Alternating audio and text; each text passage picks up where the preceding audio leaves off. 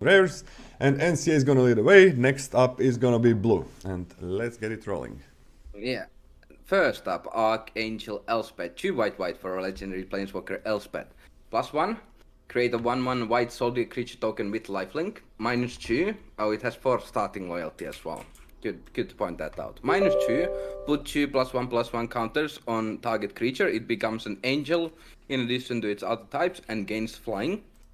-6. Return all non-land permanent cards with mana value 3 or less from your graveyard to the battlefield. So the ultimate isn't even that expensive, but it's also like varies on how good it is actually.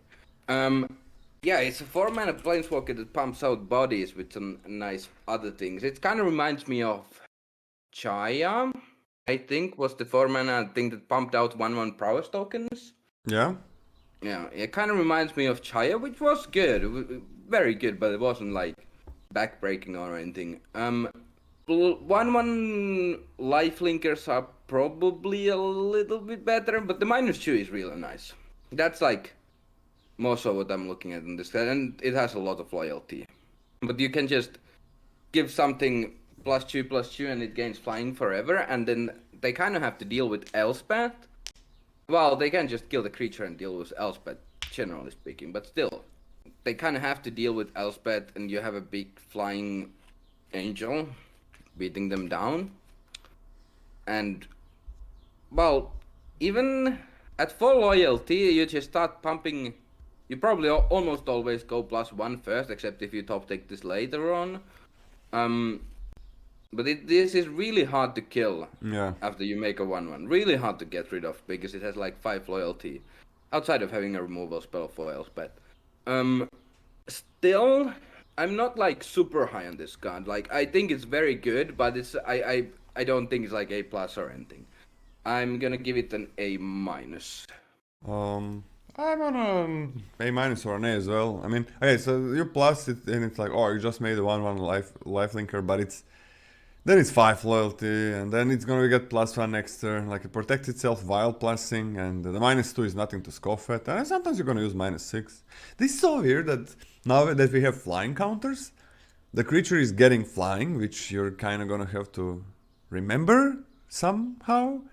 I mean, on Arena, it's probably, it just tells you that. Oh, on Arena, who cares? Yeah, on Arena is just gonna get up in the air. But it's weird, right? We have flying counters. You can put a flying counter there, but this thing is like just you gotta remember it, guy, because nothing is gonna tell you that it has flying. It's gonna be a little bit weird in paper, I guess. I definitely think it's a bomb, right? Because like it's easy for this to survive enough turns, so it gets you enough value, and opponent is gonna have to mess up their attacks a lot of times, like not attack battles, not attack you, and they gotta deal with it. So, and there's also white protection that protects planeswalkers. Oh yeah. It's like what the hell, and I mean, you just protect your planeswalker if they're like swinging with everything on it and then crush them. That seems good as well. And it's not like uncommon interaction. You're gonna play a lot of those tricks if you get them. I'm on an A- or A as well. Let's start it as an A, I think. I'm on a flat A. Card looks bonkers to me. Yeah, it's great.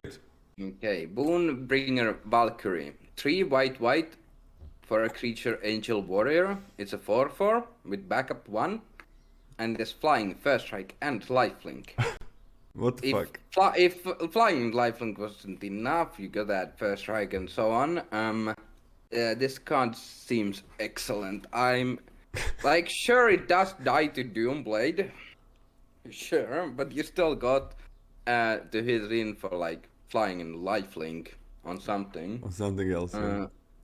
Yeah, I'm on an A for this. This card seems absolutely.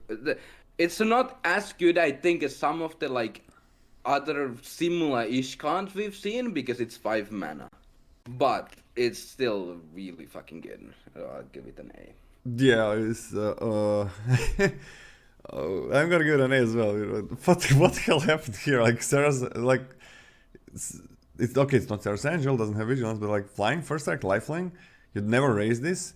But even if they remove it, right? Usually these kind of cards are like, oh, they don't remove it, you probably win. Because this is just they don't remove it, you win. It's gonna be very hard I don't know how you don't win if they don't remove it. But there is also, if they remove it, you gave something a +1/+1 and flying lifelink. And first strike, I mean, I don't know, doesn't really need the first strike, but like something already got through and you're already winning the race, even if they remove this card. So just an A, this is crazy. Wow. What the hell? Kind of don't like it actually. I mean, What do you like, say? worst case scenario, it's Baneslayer Angel, right? You put the counter on it itself and it's 5/5. But then this is like better and more flexible than that. It's an A for me. Worst case scenario is Baneslayer Angel. That sounds wrong. Dusk Legion Duelist, 1 and a white for a creature vampire soldier. It's a 2/2 with vigilance. Whenever one or more +1/+1 counters are put on Dusk Legion Duelist, draw a card. This ability triggers only once each turn. I mean, there are a bunch of +1/+1 counters alone in white, so great card in any white deck. Probably a little bit lower than the last two. You do need some. Do something to make this good. Do you think this has a ceiling of like an A or like an A minus, let's say? But you also do need to do a little bit of work to make this really good. That said, it's still at least a B in every white deck, probably, because you do have a bunch of backup cards that you'll just put into your white decks. You have a trick that puts a +1/+1 counter on your creature. I started as a B plus though. I'm gonna start as a B and definitely goes higher in depending on what your deck looks like. I can see it like always being a B plus, but let's start as a B because you're kind of. I mean, you're super happy. Like I can see this being better than the last two cards though. better than the last card. Yeah, better than the last two cards. I wouldn't. You mean like in a specific game, right? No, in overall, like I wouldn't be surprised if this ended up being a better pack one pick one than the last two cards, but I don't think it is. Yeah, I don't think it is as well. Like I can see myself moving it to a B plus, but because I feel like every white deck is gonna have super easy time doing this. You have like a lot of good common cards that you're already playing in a deck, and now you're just gonna put everything here, which seems amazing. Alright, 2/2 vigilance for 3 mana. That put the +1/+1 counter exactly here and draws your card. Like that's broken 3-drop, and every card with the +1/+1 counter is broken when you have this outside on. But it doesn't need that help. Without it, it's nothing. It's a normal 2-drop. So I'm just gonna start as a very high B. All right, I'm also on a B plus. I think this actually I think the effect actually snowballs really well, and it's really easy to trigger. Very cheap. Oh fuck! I have to read a double-faced card that has line like a book of text on both sides. Oh no! 2 white for a 3/5 vigilance. Elesh Norn, legendary creature Phyrexian Praetor. Whenever a source an opponent controls deals damage to you or a permanent you control, that source's controller loses 2 life unless they pay 1. Okay, so yeah, they they have to lose life unless they pay when they hit you. Nice. Or a permanent you can. Wait, so it works with your creatures as well? Oh, okay, seems fine. 2 and a white. Sacrifice 3 other creatures. Exile Elesh Norn, then return it to the battlefield, transform under its owner's control, activate only as a sorcery. 3 creatures is a pretty steep cost, but it transforms into a saga, and the first chapter is incubate 2 5 times, then transform all incubator tokens you control. And if that wasn't enough, you can skill your opponent because they get on the second chapter they get +1/+1 double strike until end of turn. Everything Seems fair. And then if you somehow didn't win with that, you destroy all other permanents except for artifacts, lands, and Phyrexians. Exile the Argent Etchings and then return it to the battlefield. Okay. Seems fine. Seems okay. It does. Okay. Sacking 3 creatures is a pretty decently steep cost, and you can just run that 3 mana sack 3 things into open mana necessarily, because they do have the option to just remove this in response. So it can definitely backfire, but then again, it's already very good on the front side. And then if they don't, well, if they have removal, they're probably gonna fire it off on this. Actually, if you have removal in your hand straight away, you probably wait instant speed. You probably wait until this transforms But you can kind of figure out if your opponent has removal or not, generally. But yeah, if they don't have removal and you have 3 other creatures, you basically can't lose the game. And even if you don't, this creature is excellent at attacking and blocking. And your other creatures are excellent at attacking and blocking, because if they block them, they have to pay 1 or they lose 2. Yeah. Okay. It's literally any damage. Like they double block a creature, they need to pay 2 mana or lose 4. I mean, Seems fair. I'll go A. yeah, this card is broken. I want an A plus, because I mean I'm sacrificing any 3 creatures. Where like the first side is really powerful, right? Then, by the way, if you don't, I don't know how, but if you don't win after you flip it, this creature comes back, so you can do this again. Okay, I'll go A plus. Because it comes back, obviously. And That you can was the just do it reason why again, I'm like... Yeah, the reason why I did go A plus from an A was because it comes back. Yeah, for sure. Because you definitely didn't win with while you got like 5 choo-choos and gave them double strike, and then you destroyed all of their No, permanents. 5/3/3s, Yeah. 5/3/3s, right? Oh, yeah. The double No, strike. 5 choo-choos. And yeah, okay. So I mean, we had in this set in the Shadows of Innistrad Remastered, we had the Bloodline something whatever that sacrificed 3 creatures. The effect is billion times weaker. It was still pretty good. It was free, completely free, but not sorcery as well. But this thing, just the front side is amazing, and when you do this, you win the game. I mean, you're gonna be sacrificing 3 5-drops. Like, if you're fine sacrificing 3 5-drops, because you win the game, basically win the game. So yeah, it's an A plus from me. It's just like, even if this is the only creature on the battlefield, you're super fine. But getting those, like, opponent is gonna be like, oh my god, I need to attack, do something, trade, kill things. I mean, I really, if opponent gets to 3 creatures, they won. It's over. So yeah, A plus for me. A. Yeah, this card's stupid. Stupid card. Scotty, are you okay? What? Are you okay? Are you good? Yeah, no, this is a stupid magic card. I was thinking about A pluses. I think I'd give Packrat an A plus. What do you give A plus? I think I would give Packrat an A plus. There is no Packrat. No, I'm just saying. Do you ever give A plus lately? No, Scotty has never given an A plus when I've been here. Okay. I think I would give GT an A plus too. Oh, In its respective format. okay. Next up, Guardian of Ghirapur. 2 and a white for a 3/3 flyer creature angel. When it enters the battlefield, exile up to 1 other target creature or artifact you control. Return it to the battlefield under its owner's control at the beginning of the next end step. So mainly it's a 3-mana 3/3 flyer. The flickering is really nice, but I do think this set is pretty low on, like, it's probably the lowest on ETBs in the past 3 years or something. I don't know. Like, flickering to me at least doesn't look as good as in other formats. That said, it can still save your creature from enchantment-based removal. You can flicker those enchant or artifact. No, they are enchantments. I was thinking about it. Make you incubate 4 things, but you can't flicker those. Enchantment-based removal. There are still some nice ETBs. It's a 3-mana 3/3 flyer. I'll go B plus. You know, I like ETBs. Like you can get 2/2. You can tap something. Maybe you can get an extra 1/1. You can get an extra land or something. Maybe get some incubate, maybe get something back from your graveyard, maybe a land. But there are enough ETBs, but I mean, what do you give it? B plus. Yeah, I'm gonna B plus as well. Just like, a 3-mana 3/3 flyer for me is like a B. So... Oh yeah, I think for me 3-mana 3/3 flyer is a B plus, and I don't think the ability ups it to an A minus. For me, ability just gets it a bit higher into a B plus. Like, Nah, yeah, I guess. you can't like 3/3 flyer for 3 mana is gonna be your best 3-drop basically every time. Alright, I got nothing to add. I guess I'm a little lower on a 3/3 flyer for 3 mana. It's a B for me. Okay.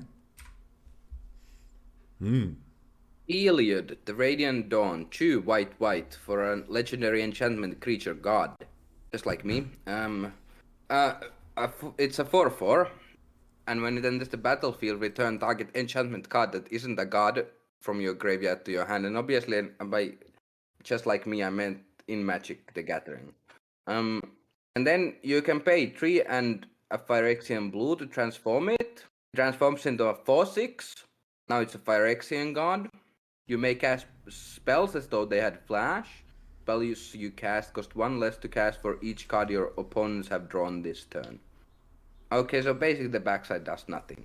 Oh wait, no. You may cast all spells as though they had flash. Yeah. Okay. Never mind. Yeah, I mean a 4-mana 4/4. It is a slightly hard to cast. The front side is pretty meh. Like it's okay. But it does have the additional upside of transforming it in the backside, which is really good. There's still like 3 and a blue to cast it. You don't get any card advantage per se, but casting your spells as though they had flash is really awkward for your opponent. And they are also at least 1 cheaper to cast. There's a black enchantment removal on common that goes to graveyard afterwards. Oh yeah, but that's like 5 mana or something. Yeah. I mean, I think this is worse than all of the other cards we've seen so far, but it's still quite good. But I imagine there are gonna be comments that are better than this. I'll give this a B-. Sometimes I think it's better than a B- if your enchantment if you expect enchantment to go to graveyard, but it's not easy to put enchantment in graveyard. There's just like that black one, or if opponent destroys one, or if they bounce the creature. They can mill you sometimes. That sometimes happens in this set, I guess. I mean, it's a nice thing to have. Like 4/4 mana without any text is fine, right? Nothing crazy, but it's good. It's good. So a bit hard to cast, and then it's nice that you can flip it, and everything has flash, right? It's nothing. They cost 1. What spells cost 1 less for each card your opponent have drawn? So I'm gonna give it a straight up B. I think it's nice. Like it's extremely powerful if you can like get an enchantment back from graveyard like 50% of the times, and you can use this tree very leniently because you pay 3 and on your opponent's turn your spells are gonna cost at least 1 less. So it's not big deal to pay this 3. I'm on like at least a B. You said at least a B, but you've decided on B? Yeah. Okay, I'm also on a B. I actually think the play pattern is pretty stinking strong. Like, I don't even care about enchantments. Like, you can play this on 4 mana on turn 5. If you hit your land drop, you can flip this and then play a 3-drop on their turn. And then things get really awkward after that for your opponent. I think this is really good. B for me. I mean, it's if just like... If it was single white, I would give it a B, but it's not. It's like this 3 basically free. It's almost free to flip it. Almost. It's not really because you cannot do it the same turn, but it almost is. I don't understand where this free is coming from. It costs 3 mana and 2 life. Okay, and 2 life. Sorry, How's and that 2 free? life. And 2 life. Yeah. Okay. On to the next one. Next up, Invasion of Gobakhan. Battle Siege. It has 3 defense, so a very low defense amount. When Invasion of Gobakhan enters the battlefield, look at target opponent's hand. You may exile a non-land card from it. For as long as that card remains exiled, its owner may play it. A spell cast this way costs 2 more to cast, so it's like a elite spellbinder effect. And then it transforms into Light Shield Array. It's an enchantment. At the beginning of your end step, put a +1/+1 counter on each creature that attacked this turn. Sacrifice Array. Creatures you control gain hexproof and indestructible until end of turn. Invasion of Comic Con, true. I like this a lot. It's like a white Thoughtseize effect, kinda. This is very cheap. Like I'm fine playing this on 2 in almost any scenario. You get information about your opponent's hand, and like kind of I kind of want to say the worst case scenario, but that's still very good, is to take their 3-drop, and then they don't have a 3-drop, but sometimes they have like multiple 3-drops. Anyway, Well, also if they have like one of the expensive, really good cards in this set, where there are plenty, they can basically never cast a card. Yeah, I like the front side. It's not like worth 2 mana necessarily, but it's not far off from being worth 2 mana ammo. And the defense amount is very low compared to a lot of battles. So this isn't that hard to flip. Yeah, 3 is very low, very low. And the effect you get when you flip it is very good. It's not like Anthem good, but it's kind of close. The ability to sack this, basically to like keep one of your creatures alive or something, is really nice. You can also save them from removal, because they can hexproof for some reason. Yeah, I love this card. I think this is an A-. Yeah, I think this is great. I don't know if it's really A-. Like, this does a lot of things, right? For 2 mana, you're not really trading equally, right? Because you're paying 2, opponent is paying 0, and I mean, at one point they're gonna pay that 2 extra for that card, but still, like, you're messing up their turn that they had in mind. Like, they might not have a turn because of this. It's not gonna be unusual to do that. And you see the full hand. And the last part is like, I mean, even if it's so easy to clear, right? You attack it twice with a small flyer, and if you keep attacking with just 1 flyer, I mean, putting plus and counter there is not nothing. And I mean, if you're the aggro just attacking with everything, that's where things get a little bit wild. And you can just sacrifice it to protect something, most often one thing. But if you get in the situation where you're attacking with a lot of things, well, now they have to be very careful how they block. But yeah, I like this a lot. But the thing is, it is not. None of these are the most powerful effects. The first one and the last one, but it is a 2-drop. That's huge. The second one is very powerful. You remember? Quill? Sparring Regiment. Sparring Regiment, yeah, not the Quill, yeah. Yeah. Sparring Regiment from.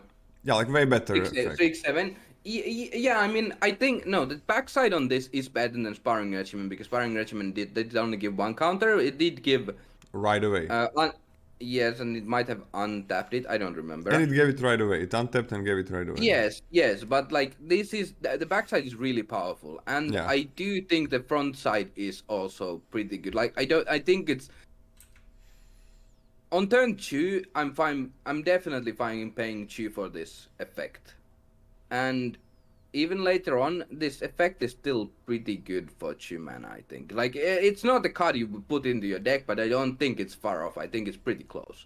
I think it's very far off a card you would put. Very, very. Okay. But it's an F. Yeah, if it's just the first card. Okay, I agree. But the effect is still very nice to have, kind of. It's not like I'm fine paying 2 mana for the effect still. Yeah, if it has this backside, right?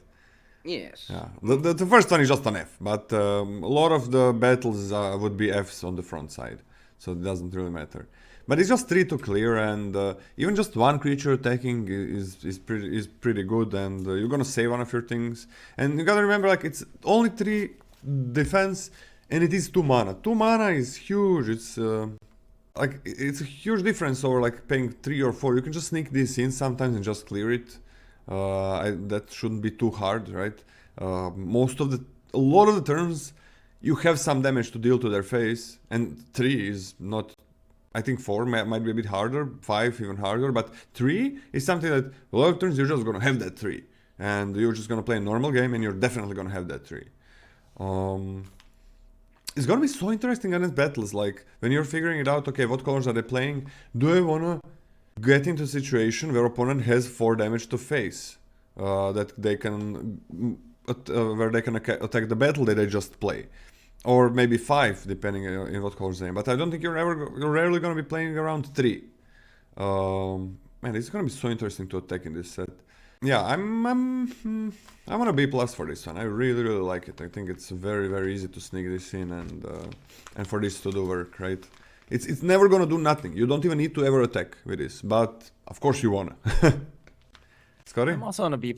I mean, y'all talked about it a lot, so I don't have like a ton else to add. My favorite part is, it's just really hard to attack or block or get into any sort of combat because of threat of activation from the indestructible clause.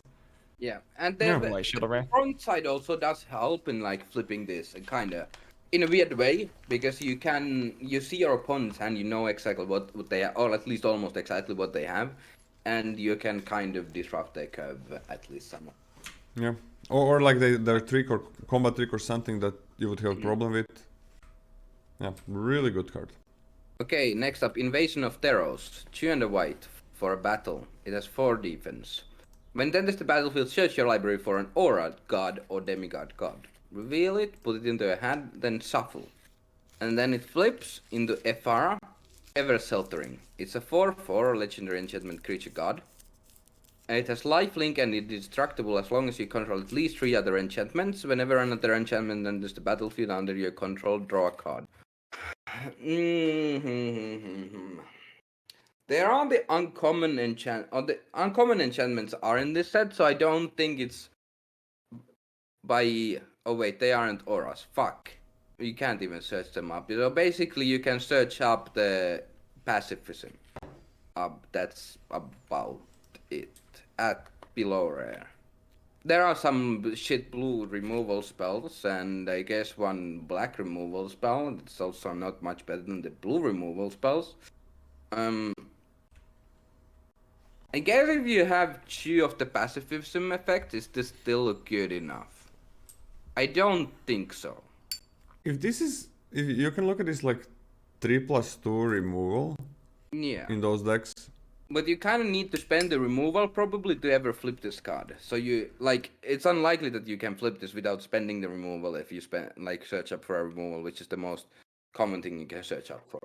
So you just transform this into a 4/4. It just does mostly nothing. I guess it draws cards from the actual enchantments that are at uncommon. Or common. Yeah, I'm not in this. Even if I have a god in my deck, which there aren't many of, but there are a few. There's Multiverse Legends. There are some gods there, if I'm correct. Yeah. They're uncommon gods. Oh, is there? I think there are. Oh yeah. There might be in the Multiverse Legends slot. Yeah, that's true. What's the keyword for? What's the shortened version of abbreviation? Is that the name? Probably MUL. Probably. Mal? MUL? Yeah. Okay, I'm gonna search for that while you think about it. Yeah, but let's say you have a god in your deck, a pretty good god in your deck even. Or a demigod. I still don't love this. Like these 3 mana tutors, even if you can search up the best card in your deck, it's still not that exciting. Like you would never, in Modern Limited, you really rarely would play a 3 mana tutor for your best card in your deck. It's just a lot of mana to pay to get a card. It does have the upside of it can be flipped into a 4/4, but I'm still not really into this. I can see this being solid in some decks where you have like a removal spell, you have a good demigod or something, you have some flexibility with the front side, but I still am not too excited about this card. I'll give it a D. The demigods are also enchantments. I'll go D+. The gods are also enchantments, but the gods are at rare. I mean, if you have enough enchantments in you, might have enough. I mean, it's not that easy to clear this, but if you do have like 2 pacifisms, then you can... It can be like a better than a 5 mana removal, which is like 5 mana removal is not the best thing ever. There's some other enchantments that are playable. Yeah, I think you need a lot of things to go right for you to want this card in your deck. First of all, you need the removal spell, then I think you also need something else so you have some flexibility with this card to search up. Preferably a really good god. And even then I'm not sure if it's good. Because it's really hard to flip. You spend 3 mana doing absolutely fucking nothing, basically. I mean... You know the Golgari 6 mana removal that makes like big elf? Yeah, that's way better than this. Yeah, you don't need anything for that, that's the thing. You can actually kill something and not pacify something. I'm gonna go for C- on this one. Yeah, I'm fine with that. But it can be way better. I think if you have enough enchantments, maybe you got some demigods, you're gonna see a good amount of demigods. I mean, if I would give this a ceiling grade, I would just give this a ceiling grade of a C. I don't think. Really like a B- at least for ceiling grade for me. What do you think, Scotty? I don't know. I don't know why we're all hot on 3 mana tutors. I mean, if you have the conditions, if you jump through the hoops to make this work, you've put text on the front half. I don't think the back half is particularly easy to clear. I think the point about not developing your board for 3 mana is a great one. I think this card stinks. This is D for me. Yeah, I'll go do a D as well. I'm gonna go to D+. Yeah, it is a 3 mana tutor in the end. It's really like, but it really depends. Like, I think in some decks it's gonna be way better than a D+. I think it's gonna feel like a B- in some decks. But D+ as a base seems fine. I feel like I'm gonna, no matter what my opponent's deck is, basically I'm gonna feel happy when they play that card. Next one? Knight-Errant of Eos. 4 and a white for a creature human knight. It's a 4/4. It has Convoke. When it enters the battlefield, look at the top 6 cards of your library. You may reveal up to 2 creature cards with mana value X or less from among them, where X is the number of creatures that convoked Knight-Errant of Eos. Put the revealed cards into your hand, then shuffle. I mean, I like this, but it is kind of weird convoking at sorcery speed, and you really want to convoke at least 2 things, but in limited 2 things is you're like gonna maybe hit 1 creature on average or something. And at 3, it's like, sure, this is cheap to cast as well, but it's kind of hard to tap that many creatures in limited. Well, 3 maybe not so much, but it starts getting hard, and you start getting into real downsides from tapping that many creatures. This card is still good, I think. Like 5 and a 4/4 Convoke, it's not the end of the world, it's not great, but it's not like that bad, I don't think. And the ability is real nice upside on this. And sometimes you can just tap your whole board and reveal almost any creatures with this. I think this has more applications in Constructed, but we won't go into Constructed here. I actually don't know anything about Constructed. I know more than people think I do, but still nothing. I'll go B- on this, I think.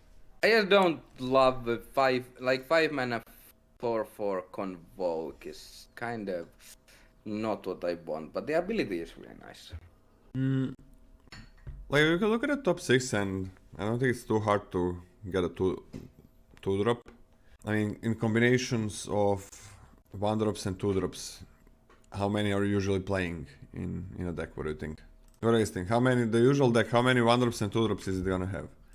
I'm gonna have 10. I'm gonna have 10. 10, Scotty? 7 through 10, it's fine. Yeah, let's say 8 on an average deck. And the sample size is 6, right? And to hit 1, if you have 8 and you convoked with 2 cards, there is like 76% chance to get it. But that's still like a good chance to miss. But if you're convoking, some of those are on the field, by the way. Yeah. But you can also what did you say? If you're convoking this out, then some of those 2-drops are on the field, not in your deck. But you have less cards in your deck. Yeah, but on average you still have the same composition left in your deck. Yeah, because you have less cards in your deck, it's the same thing. Like when you have 20 cards left, you have 50% of your 1-drops and 2-drops on average. But you can convoke with 3 sometimes, and then you get 3 drops in the equation. I'm okay with this. I'm on a B, a solid B. I think it might be even better. I like it a lot. I think this is solid. I'm also on a B. I think it's decent when you're developing. Honestly, just putting a 4/4 out convoke while you're developing your board is really good. And later on, I think it gets even better. It actually gets significantly better, like the more creatures you tap, if you can afford to, you know? Yeah. It looks like, oh, but I'm not attacking. Yeah, but you are gonna have a great attack next turn. So it's like there are like 2 spots where this card is at its best. It's either on turn 3 if you can tap 2 things on turn 3. That's really good. And then it's like the later you go, the better it is. Basically, after that, on turn 3, this might be at its. I think there are gonna be like situations where you just tap. If you have 4 creatures, it's no problem. I think to tap 4. Then you have like 1-drops, 2-drops, 3-drops, 4-drops, and since you did tap 4, if you get, you're gonna play anything that you get as well. Yeah, I like it a lot. I'm kind of sold on B+. I'm going up to B+. Yeah, I'm on a B+ as well. Give B+ for me. I'll stay at B-, but yeah. B+. Woo! Okay, next up, Monastery Mentor. It's a reprint. 2 and a white for a 2/2 creature, human monk. It is prowess, and whenever you cast a non-creature spell, create a 1/1 white monk creature token prowess. Yeah, great magic card. You'll have a bunch of non-creatures in in white. I mean, overall, I guess this is a great 3-drop for white. But in limited, I don't think it's anything like that insane. Like, I don't think this is that much better than a normal 3-drop. It can be awkward, and it's like 3 mana 2/2 prowess, so alone isn't. But you get 1/1s. It dies to a sneeze also, basically. I'll start this as a B or a B plus. I'll go B plus. It's still very good. I'm a card of B+. And I love the card. Card is amazing. B+. I don't think it's kind of bomb. But the eternal formats. But you don't have a deck made to like play this and then get everything. It's still gonna be good, but you're not gonna be casting most likely like 5 instant and sorceries very quickly after this one. It's still really, really powerful. So B+ for sure. Battles count as prowess. Yeah, battles trigger this. So like, in the previous context of Torkir, you could multi-spell off of the same card a lot because of rebounding. So you get like double triggers off of that. But I think that also balances out because this also has synergy with Convoke stuff in this set. It's gonna be lit nice. with blue, like with blue Convoke spells that draw cards. Yeah. It's gonna be wow. But I think I'm a tiny bit lower, but I'm still in a B+. B+ is good. I think it's gonna be like Bombi in some decks, but lower than B+ in others. Yeah, it's also really nice if you can play this and then hold up the flying trick for 0 mana. Because then you have like some kind of protection for this. Progenitor, I guess. It sounds weird, but sure. Exarch, XX white for a 1/2 creature, 5x and cat cleric. When it enters the battlefield, incubate 3 X times. And then you can tap, transform target incubator token you control. So for 1, it's a 1/2, obviously. For 3 mana, it creates 3 1/1 incubate tokens. No, 1 incubate 3 token. Oh yeah, 1 incubate 3 token. Yes, true. So that's already pretty good for a 3-drop, especially since you get this ability. I'm gonna say you would like most often want to wait for a 5. But if you don't have a 3-drop, you're happy casting this on 3. It's not like the 5-mana version is that much better than the 3-mana version. The free ability is really nice. Your opponent kind of wants to kill this because it's basically giving you 2 free mana after you cast it. But it's so good if they kill it, right? Yeah, they don't really want to kill it, is my point. Really flexible 1-drop. There are some scenarios I could see where you play this on 1, but that's gonna be really rare. I don't want to play this on 1. But if you're like really heavy on incubate, sure. Like if you can curve this into the 2-drop that incubates 3 or incubates 2 in that uncommon, sure, I can see scenarios where you can play this on 1. It's nice flexibility. But overall, just 3, 5, even 7, like very good at every point of the game. I'll go A-. Yeah, this is kind of silly. Because it's just, usually when we get really powerful late game cards, they are not really powerful on turn 3. And this is amazing 3-drop, like this is crazy powerful 3-drop. It's, if it doesn't survive, hell yeah, there we go, removal used on this card, you still get a 3/3.